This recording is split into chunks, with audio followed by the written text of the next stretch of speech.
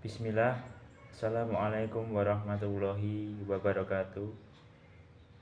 Perkenalkan, nama saya Naufal Rafi'i Ahmad Riza, NIM terakhir 116 dari Prodi PAI kelas 4D.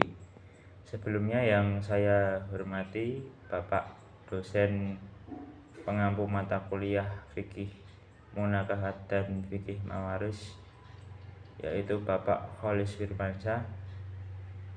Nah, di sini pada kesempatan kali ini saya akan membahas tentang pohon warisan. Nah, kenapa kita sebagai umat muslim itu harus paham tentang warisan? Karena supaya pembagian warisan itu adil sesuai dengan syariat Islam.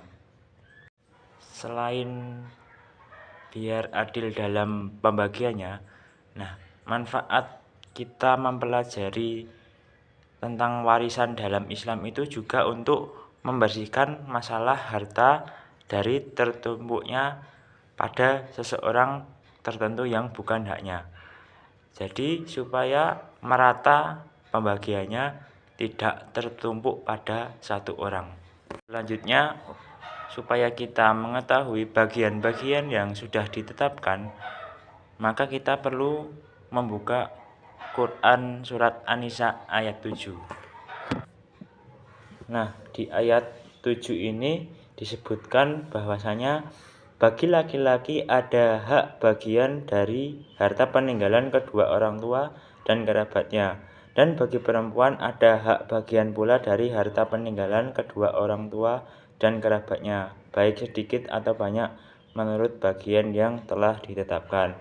Jadi maksudnya di ayat 7 ini, baik anak laki-laki maupun perempuan itu mempunyai hak bagian dari kedua orang tua maupun kerabatnya. Nah, total ketentuannya kita perlu mengetahui pada Quran surat An-Nisa ayat 11. Di ayat 11 ini Allah mensyariatkan kepadamu tentang pembagian warisan untuk anak-anakmu, yaitu bagian seorang anak laki-laki itu sama dengan 2 bagian seorang anak perempuan. Jadi 2:1 dibanding anak perempuan. Nah, jika anak dari orang tua tersebut perempuan semua atau perempuan lebih dari 1, maka bagian anak perempuan itu adalah 2/3 bersekutu dari harta yang ditinggalkannya. Sedangkan jika orang tua itu memiliki anak perempuan satu-satunya atau anak tunggal perempuan, maka bagiannya adalah setengah dari harta kedua orang tuanya. Dan untuk kedua ibu dan bapak, bagian masing-masing adalah 1/6 dari harta yang ditinggalkannya jika dia tidak memiliki anak. Sedangkan jika yang meninggal tidak mempunyai anak, maka dia diwarisi oleh kedua ibu dan bapaknya saja. Maka ibunya mendapatkan 1/3. Sedangkan kalau jika dia yang meninggal mempunyai beberapa saudara, maka ibunya mendapatkan 1/6 dari hartanya. Itu adalah ketetapan bagian-bagian warisan dari ayat 11. Selanjutnya ayat 12 juga diisyaratkan oleh Allah, bagianmu suami-suami adalah 1/2 dari harta yang ditinggalkan oleh istrimu. Jadi kalau istri itu meninggal, maka suami berhak mendapatkan 1/2 bagian dari harta istrinya. Nah, jika mereka tidak mempunyai anak, maka mendapatkan 1/4 dari harta yang ditinggalkannya. Sedangkan untuk para istri itu memperoleh 1/4 harta yang kamu tinggalkan. Itu kalau tidak mempunyai anak. Nah, jika seorang istri itu mempunyai anak, maka mendapatkan 1/8 dari harta yang kamu tinggalkan. Nah, di sini syarat tercapainya warisan itu harus ada wasiat yang dibuat oleh ahli waris. Dan juga hutangnya itu sudah terpenuhi. Jadi tidak ada hutang lagi. Nah, lanjut di bagian jika seseorang yang meninggal itu baik laki-laki maupun perempuan, tetapi tidak meninggalkan ayah dan tidak meninggalkan anak.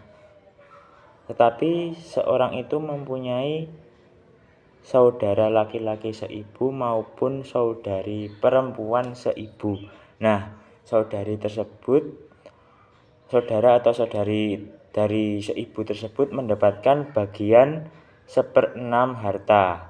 Tetapi jika saudara atau saudari seibu itu lebih dari seorang, maka mereka bersama-sama dalam bagian yang sepertiga itu. Jadi bersekutu dalam bagian sepertiga. Itu semua tercapai setelah dipenuhi wasiatnya atau setelah hutangnya itu sudah terbayarkan semua.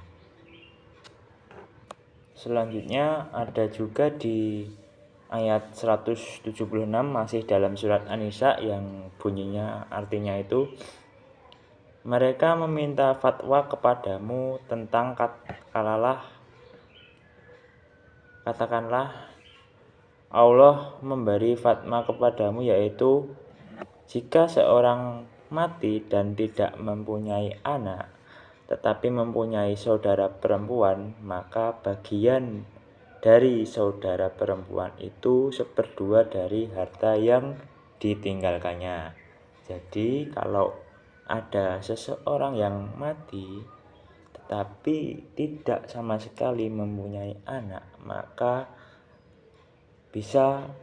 hartanya bisa diwariskan kepada saudara perempuan sebesar 1/2 dari harta yang ditinggalkannya. Dan saudaranya laki-laki itu mewarisi seluruh harta saudara perempuan jika tidak mempunyai anak tadi. Tetapi jika saudara perempuan itu 2 orang, maka bagian dari keduanya adalah 2/3 dari harta yang ditinggalkannya. Seperti bagian dari anak perempuan tadi, 2/3 bersekutu dari hartanya. Dan jika mereka itu saudara laki-laki dan saudara perempuan, maka bagian seseorang saudara laki-laki sama dengan bagian 2 saudara perempuan. Kalau diperbandingkan 2:1 seperti anak laki-laki dan anak perempuan tadi. Ilmu waris itu ada penyebab seorang mendapatkan harta warisan dan juga penyebab seorang tidak mendapatkan harta warisan. Nah, langsung saja kita ke penyebab seseorang itu bisa mendapatkan harta warisan. Yang pertama itu karena hubungan keturunan, seperti ayah dengan anak dengan cucu gitu. Kalau yang kedua karena hubungan pernikahan seperti suami dan istri. Yang ketiga karena pembebasan budak, dan yang keempat karena sesama muslim. Dan yang selanjutnya ada penyebab seseorang itu tidak mendapatkan harta warisan. Nah, yang pertama itu karena yang pastinya adalah berbeda agama, dan yang kedua ada pembunuhan, yang ketiga ada perbudakan. Juga dalam ilmu warisan itu ada istilah, yaitu istilah hijab. Nah, hijab itu adalah penghalang dari seseorang untuk mendapatkan warisan. Karena ada contoh seorang anak yang membunuh orang tuanya itu tidak berhak mendapatkan warisan. Yang kedua, ahli waris yang tidak beragama Islam tidak bisa mendapatkan warisan dari mayit yang beragama Islam. Itu yang dimaksud hijab atau penghalang dari seorang itu tidak mendapatkan warisan.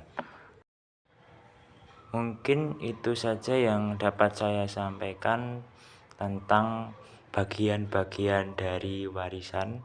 Semoga bermanfaat bagi kita semua, khususnya bagi saya sendiri sebagai mahasiswa PAI, supaya kita tahu dalam pembagian warisan itu ada pedomannya dalam surat An-Nisa.